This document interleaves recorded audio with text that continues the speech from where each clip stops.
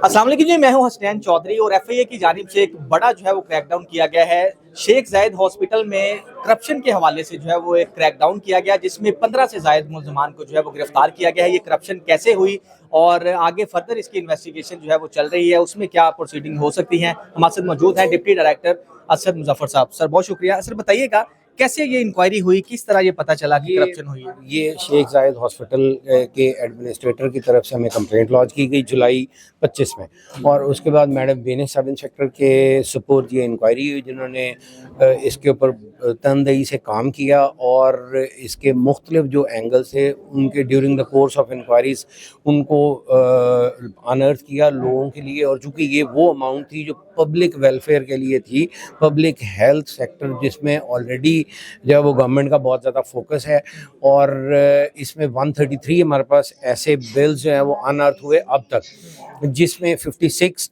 ऐसे डॉक्टर्स हैं जिनके साथ वो बिल मंसूब किए गए और उनको पता ही नहीं है, और वो हमारे साथ बाकायदा during the course of enquiry madam Beenish के पास आके अपने अपने बयान दे गए हैं कि जी ये हम बिल हमारा तैयार करता नहीं है, ना ही हमने ये साइन किया और ना ही इसकी हम बेनिफिशरी हैं। अच्छा, ये अमाउंट जो थी ये डॉक्टर्स की अपनी अमाउंट थी या सरकारी अमाउंट थी या कहाँ से आती थी? सरकारी ये इसका मोड ऑफ ऑपरेंडी भी बताइए। ये सरकारी अमाउंट है जो डॉक्टर्स ने अपनी सर्विसेज डिलीवर करनी है पब्लिक के लिए, उसके अगेंस्ट जो इस इदारे ने उनको पैसे देने थे उसकी बोगस जो है वो डिलीवरी है, यानी डॉक्टर फीस की मद में, डॉक्टर फीस की मद। तो वो जाने थे शेख जायद के अकाउंट में, लेकिन वो डॉक्टर्स बेनिफिशियरी थे उसके, और इसी वजह से उन वो प्राइवेट अकाउंट्स में उनको ट्रांसफर किया गया बोगस बिल भर के कि जी ये डॉक्टर की कंसल्टेंसी फीस है। अच्छा, कंसल्टेंसी फीस। अच्छा, अब तक जो गिरफ्तार हुए हैं वो किस लेवल के अफसरान हैं और इसमें जो एडमिनिस्ट्रेटर थे उस वक्त के, उनको शामिल तफ्तीश किया गया या उनका क्या रोल है? देखिए, अब एडमिनिस्ट्रेटर की हद तक अभी तक during the course of enquiry हमारे पास कोई एविडेंस नहीं आई, लेकिन ये वो तमाम मुल्ज़मान हैं जो हर टीयर से अप टू ग्रेड 19 जो है वो मुल्ज़म बन चुका, उसके खिलाफ एफआईआर दर्ज हो गई, वो अब हमारी अंडर कस्टडी है।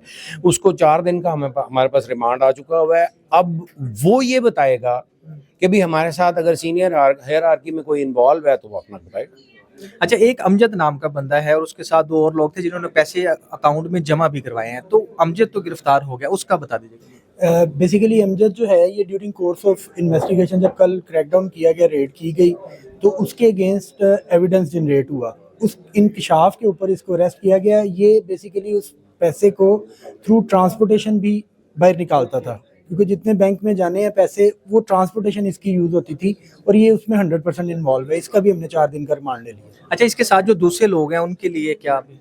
जी मैम बताइएगा, अमजद के साथ जो लोग थे वो बता रहे थे, उसका क्या ये रोल है? अमजद ने ये रिवील किया है कि उसके साथ 2 से 3 और लोग भी थे, जो कि इनको ये टास्क मिला था अकाउंट्स ऑफिस की तरफ से कि उन लोगों को फोर्स किया जाए कि वो लोग रिकवरी जमा करवाएं, और उसने फोर्स किया भी, और उसने इस सिलसिले में 2 और लोगों का भी बताया, जो कि अब ड्यूरिंग रिमांड हम उनको बुलाएंगे, शामिल करेंगे और अपनी इन्वेस्टिगेशन में उनको शामिल करके देखेंगे, अगर उनका जो भी रोल होगा उसके अकॉर्डिंग। अच्छा, इसकी टोटल अमाउंट बता दीजिएगा कितनी है, और ये कब इंक्वायरी शुरू हुई थी और अब कब जाके फाइनल हुई है?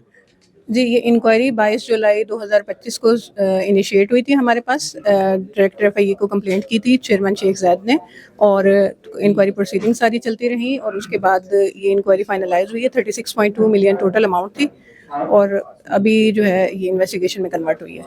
अच्छा, इसमें रिकवरी वगैरह कोई हो चुकी है? अभी चलिए, ओके ठीक है, ओके।